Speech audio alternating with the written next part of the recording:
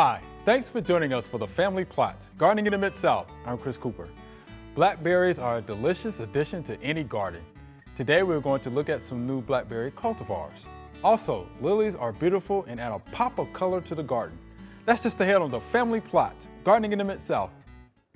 Production funding for the Family Plot, Gardening in the Mid-South is provided by the WKNO Production Fund, the WKNO Endowment Fund, and by viewers like you. Thank you.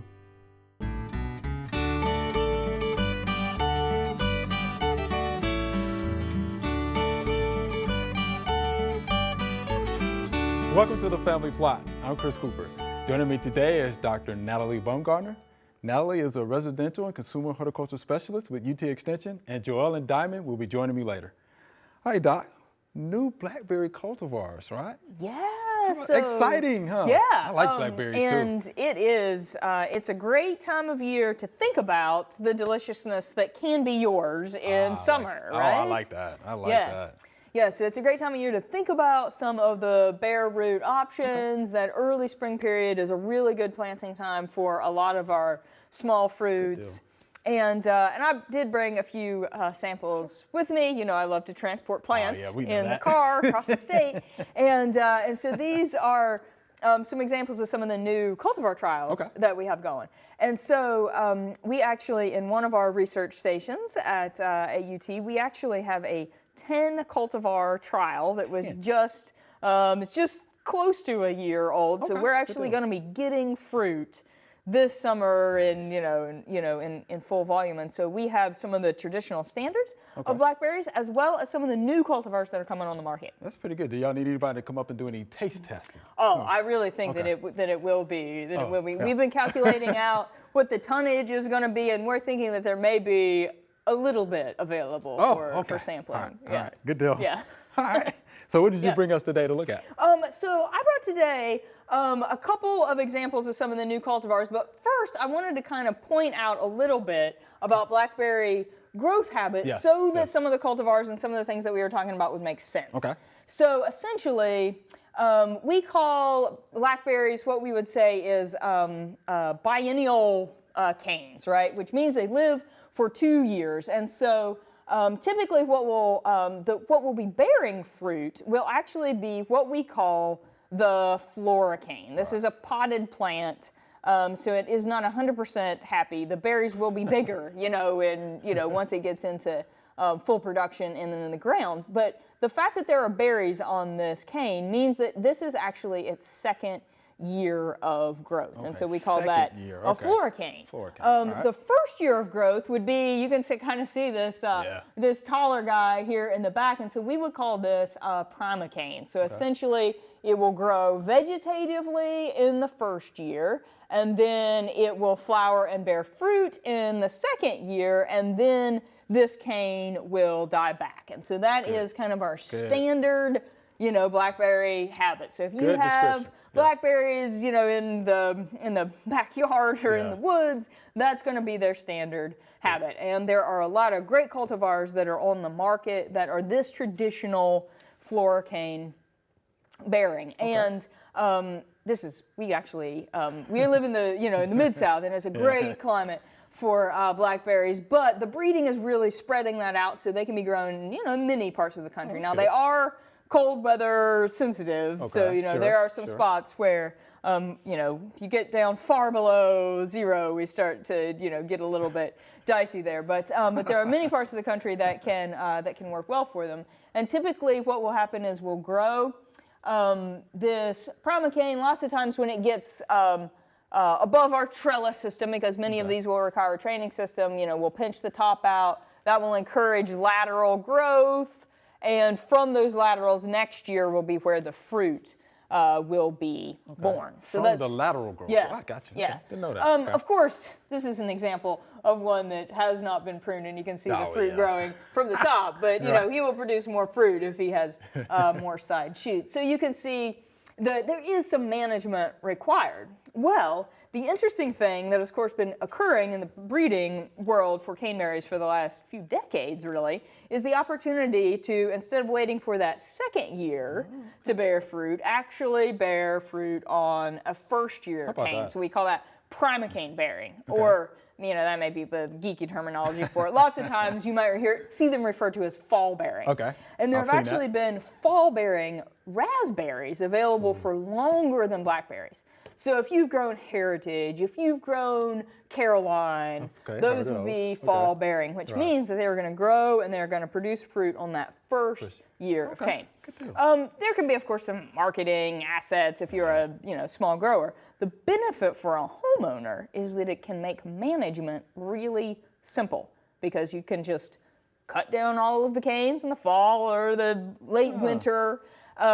They will grow, they will produce fruit, and you can cut them again before they grow the next year, and so it makes management really simple. Yeah. Oh, man, that works out real good. Yeah, and so we call those primocane bearers, and now we actually have some that are available in blackberries as well. And so this little guy right here is actually a cultivar called Primark Freedom.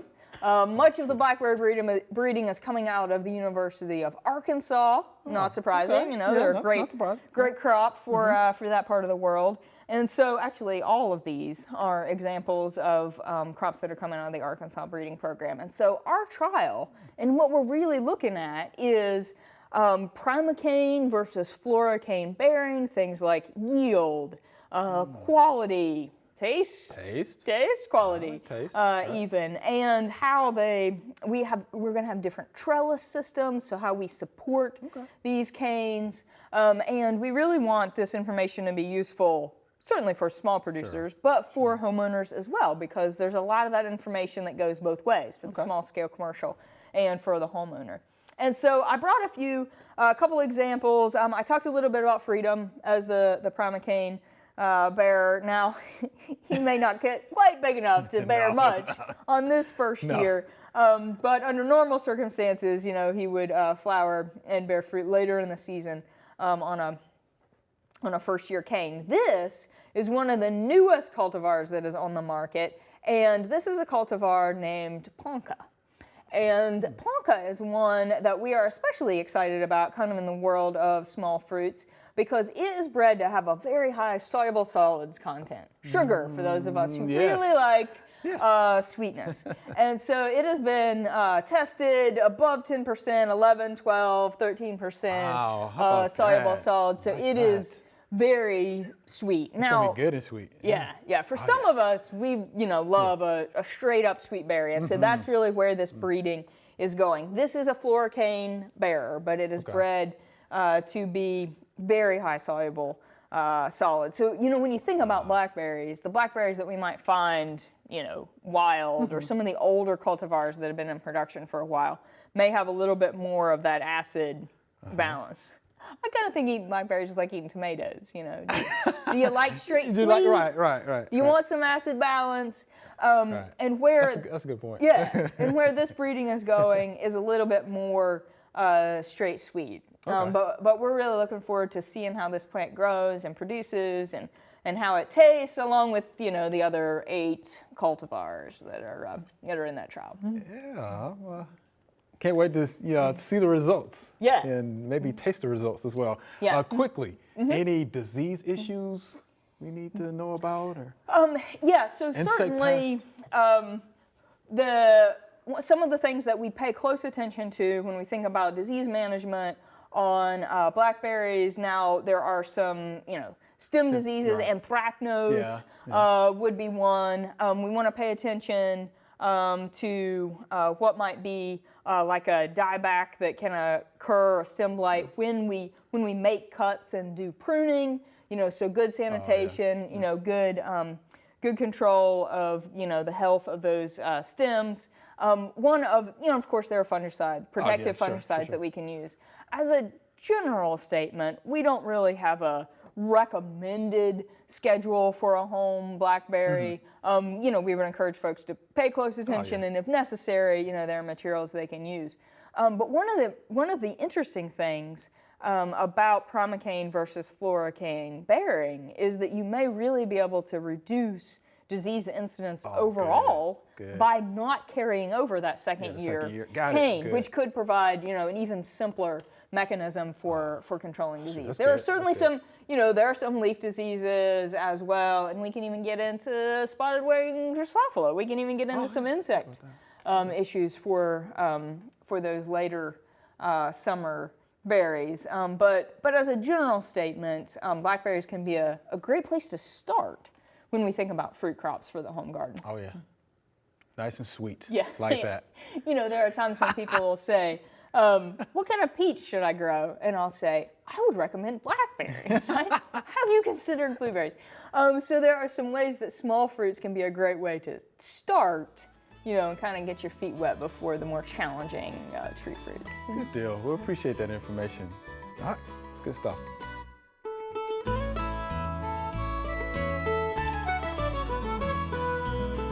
What about the cultivar? Cultivar. Well, that that's even down even a little further. Yeah. So, for example, Magnolia grandiflora Little Jim. Little Jim. Little Jim. That is a cultivated variety, and that's what cultivar stands for. It's cultivated variety. Cultivar. You get it? I get it. But and it's usually written with single quotes around it. So you would go Magnolia grandiflora, single quote, Little Jim. That means that's the cultivar, Little Jim. And then you would have, what's another one? There's a green giant. Yeah. Sure and Goliath. yeah. And I'm trying to think of, like in flowers too, there's all kind of cultivars in flowers. Like, Laura, let me think about daylilies. They have all these named varieties, cultivated varieties of daylilies. So that gets it down to the exact cultivated variety. All right, Joellen, let's talk about lilies. Lilies. All right. Yes. So what do we need to know about lilies? They're beautiful, by the way. Well, like the iris we talked about before, but they have gorgeous, large blooms, very showy in the landscape, and in bouquets, and you see them in weddings and all in flower arrangements all the time. Yes. Very showy. One of my favorite flowers because Really? of that.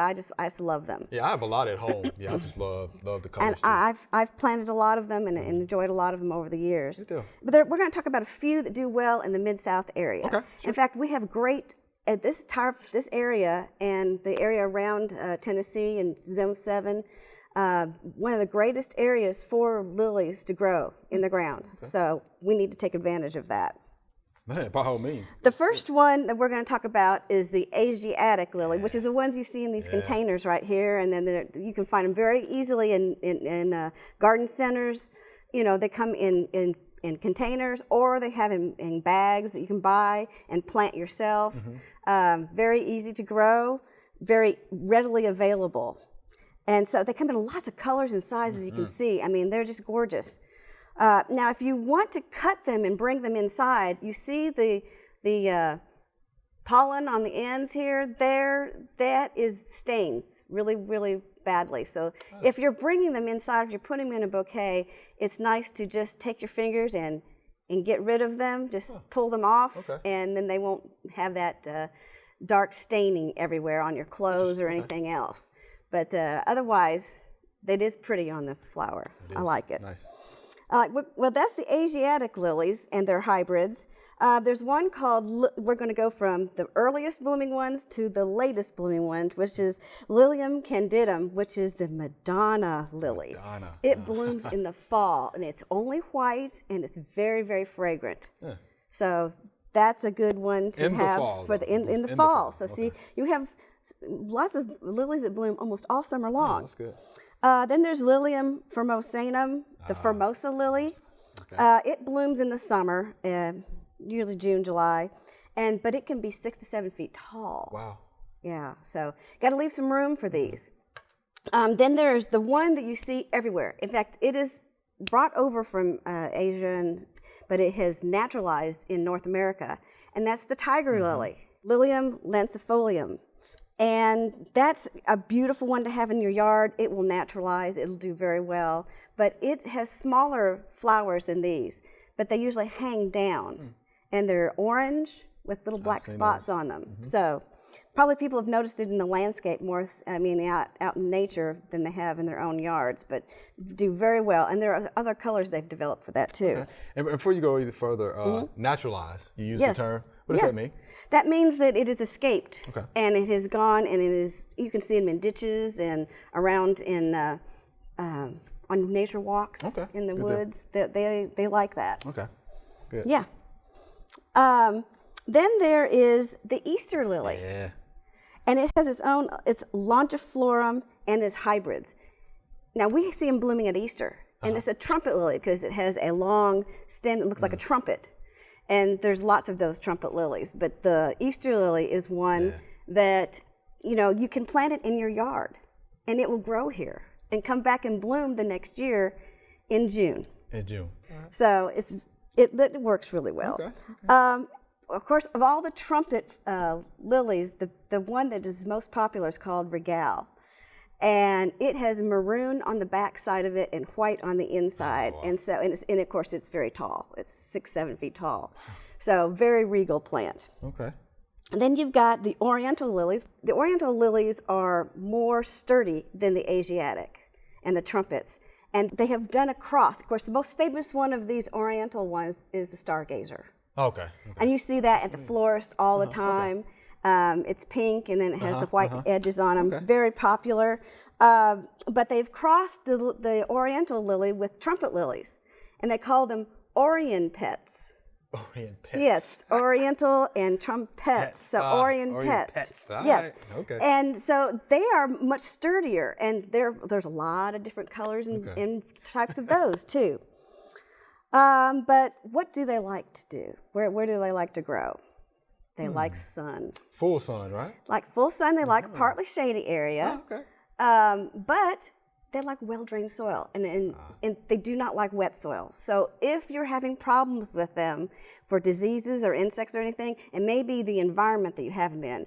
Give them room. Don't bunch them up close together. Give them some space so the air can move between them. Okay. Because you don't want the botrytis, the leaf disease that gets on them. Good. Because if you have that, you can preventively spray that the next year with a fungicide. Okay. But, environment is probably the best key to be having success with the lilies. Okay. Is give them enough space, don't crowd them, Space, well-drained soils. and well-drained soils.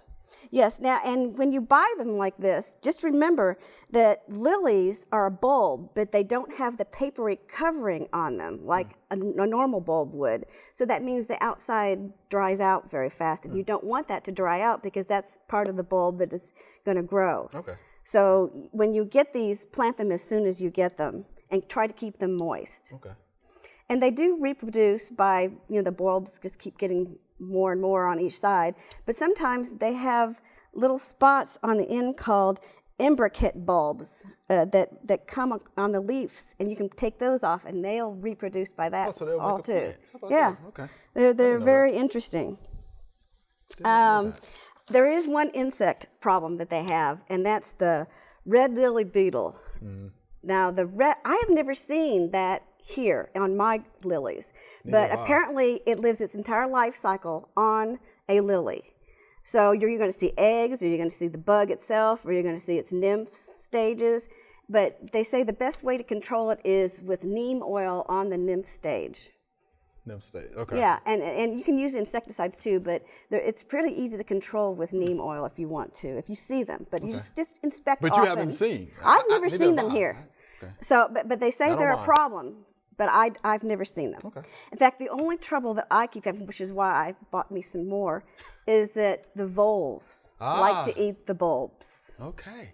So now that I've got these new lilies that I want to plant in my yard, I am thinking of getting a wire cage and planting them in a wire Yeah, I was cage gonna ask to you how keep you the gonna voles. deal Yes, with the I'm voles. gonna make a wire cage to plant them in so Okay. that the voles can't get to them. Smart. Mm-hmm. Yeah, didn't realize I had that problem with voles. I need to pay a little bit more attention to mine. All right. Okay. But I do like the lilies though, because they're beautiful. and they're easy. They're not difficult. easy. No. I've never had any problems with them. I've just enjoyed them. Good deal. Well, we appreciate that, Joellen. Buy more lilies, folks. Buy more All right, lilies. you enjoy They're that. beautiful. They're beautiful. Thank you again. Good stuff.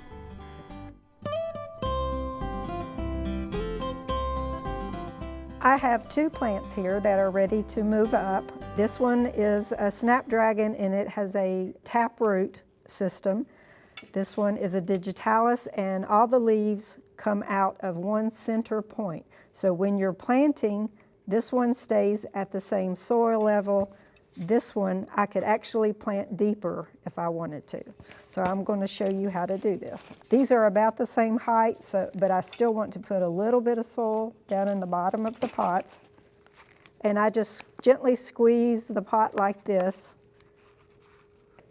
And I'm just going to gently put him down in there, push him down just a little, and then backfill. This one, I can just go up the stem. It's not going to matter. On this plant, the digitalis, it comes, it's called a crown plant because all the leaves come out of that central point. I'm going to squeeze gently again. You can, if the roots are starting to circle the bottom, you can gently loosen them like this. Put him in there. And now when I backfill, I want to be very careful that I don't get a lot of soil down into the crown. All right, Natalie, here's our Q&A segment. These are some great questions. Are you ready? Yes, let's do it. Let's do it, she says. All right, here's our first viewer email. How can you keep corn from blowing down? I have this problem every year I plant corn. This is Cheryl. So how do you keep the old corn from blowing down? Well, there are a few weather elements that we cannot completely control. Yeah. But I'd throw out a few ideas. Okay. One, of course, would be, if possible, you might want to change your row orientation so that you're not completely broadside. Okay. The other, is just a general horticultural disclaimer. Make sure that we're not over fertilizing, and having excessive growth.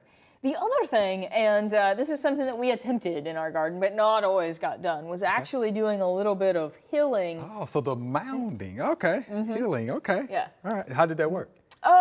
Yeah, it can work well because corn will continue to produce those additional prop roots. So if you provide a little bit more soil there around the base of the plant, it can have a little bit more root growth and root stability over time. So It can. Okay. Yeah. So we don't promise 100% efficacy, of but course it not. can be an asset. Of course not. But yeah, the mounding is something that I've seen some the old timers do, if you will. My grandfather. And it worked, for the most part. But yeah, changing up the rows, I think really helps as well. So Cheryl, hope that helps you out there. Thank you for that question. All right, here's our next viewer email. I have seen videos that suggest spraying a water, baking soda, dish soap, olive oil solution on fruit trees and vegetable plants to combat aphids, whiteflies, mites, and scale. Would this be effective? Chris, London, Ontario, Canada. So what do you think about that? So let's say that again. Baking soda, dish soap, olive oil solution. So to me, that sounds like it may actually have a combination of a variety of potentially useful ingredients. There are potassium bicarbonate products. There are insecticidal soap products. There are oil products. So I'll give you my perspective on that. I'll give you mine. Okay. My general recommendation is that for low impact products like those soaps and oils and bicarbonate products, to stick with commercial formulations because we are more familiar with their efficacy. Right. So I would agree with that, and I was going to say that. So that's good. Right. But yeah, so they will actually, of course, what we're talking about will work for, these insect pests that are listed, right? Yeah. But yeah, I would want you to buy that said product, to get the control that you're looking for. And be able to find your pest or disease on the label. Yeah. Right, because we do know that, of course, your oils, like your neem oil, for example, does a good job, insecticidal soap and such. But yeah, get that product, and I'm sure if you check with your agent there, possibly. Yeah. They would have, a spray guide, especially for your fruit trees. And then it would have, of course, publications for your vegetables as well. Yes. Right, to get Yeah. these insect pest control. Yeah, specific for the crops. Right, And yeah, specific. yeah. So it works out good. So thank you for that question, Chris. All right, a lot of combinations there. All right, here's our next viewer email. I'd love to know the name of this weird weed. It pops up everywhere in my yard. If I don't pull it up when it is small, tiny white spikes grow on the stalk and I have to wear gloves to pull them up. It's very annoying. This is Lynn from Dresden, Ohio. Nice picture there, Lynn. We appreciate that. So I live across from a wooded area and I see wild prickly lettuce all the time. I bet if you break it, there'll be some latex there. It's of course a summer annual, or it can be a biennial. Rosetta leaves first, here comes the woody stem, and then it will produce a yellow cluster of flowers. Has a deep taproot system. Yeah. But if you touch it without gloves along the mid-rib of the leaf, it has spines, little spines there, also at the base of the leaf. Side of the road, pasture areas, row crop areas, you're gonna have that. Yeah. Right. And it grows pretty tall because it can. Yeah. My neighbor across the fence from me has one growing now, and that thing is about 6-7 feet tall. Yeah. So It's getting ready to disperse. oh, right? it's already doing that. Yeah. So I might have some in my yard. So it'll be fine. Lettuce is moving. So Lynn, there you have it. Prickly, lettuce, that wild prickly lettuce. So thank you for the question and for that picture. That was fun, Natalie. Yeah, Thank you yeah, much. good Thank you much. questions. Good questions as always. Thank you. Remember, we love to hear from you. Send us an email or letter. The email address is familyplot@wkno.org and the mailing address is Family Plot 7151 Cherry Farms Road, Cordova, Tennessee 38016. Or you can go online to familyplotgarden.com. That's all we have time for today. Thanks for joining us. If you want to learn more about planting and caring for blackberries, head on over to familyplotgarden.com. Be sure to join us next week for the Family Plot, Gardening in the Mid-South.